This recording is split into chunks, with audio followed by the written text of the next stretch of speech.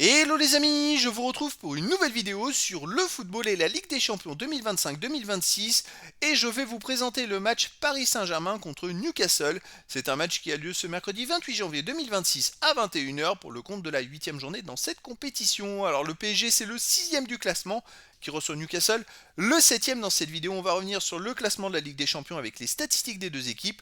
On verra les résultats des deux équipes dans cette compétition, puis on enchaînera par le classement des meilleurs marqueurs et des meilleurs passeurs de la Ligue des Champions.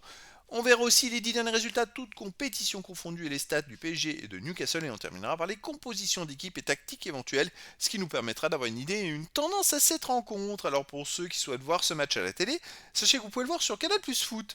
Et donc au classement, c'est la dernière journée. Et je le rappelle, après les 8 journées, il y aura donc les 8 premiers de qualifiés pour les 8e de finale. De la 9e à la 24e place, les équipes joueront des 16e de finale et au-delà, les équipes seront éliminées.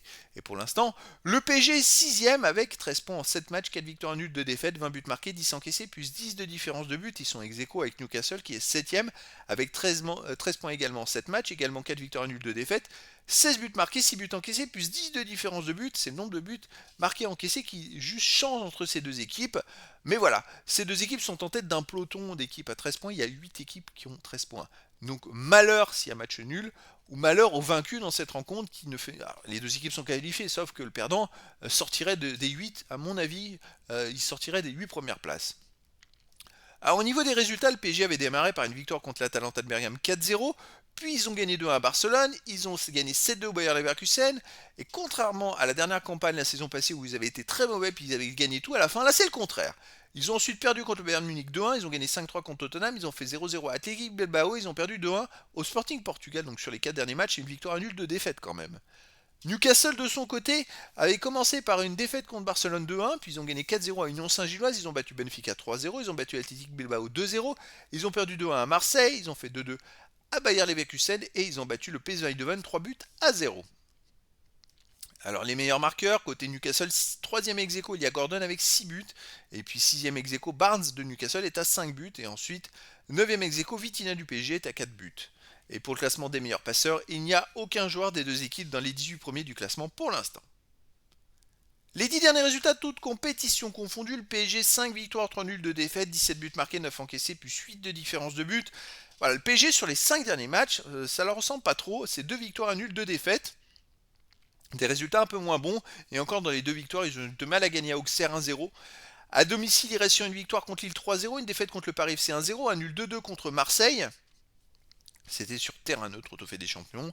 Sinon, ils ont battu le Paris FC 2-1. Ils ont fait un partout au championnat du monde des clubs. Bon, sur terrain neutre, c'était pas à domicile. Donc voilà, c'est des résultats un petit peu en dents de scie en ce moment. Newcastle de son côté sur les 10 derniers matchs, 4 victoires, 3 nuls, 3 défaites, 17 buts marqués, 14 encaissés, plus 3 de différence de but. Sur les 5 derniers matchs, Newcastle a fait une victoire, 2 nuls, 2 défaites. C'est pas des résultats et au top également. À l'extérieur, en plus sur ces 5 matchs, ils ont joué qu'une fois à l'extérieur. Et à l'extérieur, ils ont fait 0-0 chez le dernier de Première Ligue à Wolverhampton. Sinon, avant, ils ont gagné 3-1 à Burnley. Ils ont perdu 1-0 à Manchester United. Bon, Newcastle, c'est pas le top en ce moment. Et donc, pour moi, c'est le PSG qui reste favori. Je verrais bien une victoire du PSG. 3 buts à 1 face à Newcastle. Mais dans le foot, tout est possible.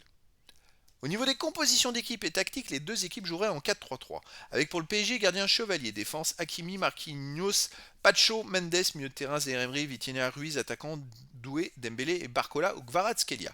Et pour Newcastle, on aurait en gardien Pop, défense Trippier, Thio, Botman, Hall, milieu de terrain Bruno Guimaraes, Tonali et Joel Linton, attaquant Barnes, Boltomade ou Vissa, et Gordon. Donc voilà, le décor est planté entre ces deux équipes et donc je vous donne rendez-vous ce mercredi 28 janvier 2026 à 21h pour le match de football de la 8e journée de la Ligue des Champions 2025-2026. Le PSG 6e du classement reçoit Newcastle le 7e. Voilà les amis, je vous dis à très bientôt pour une nouvelle vidéo.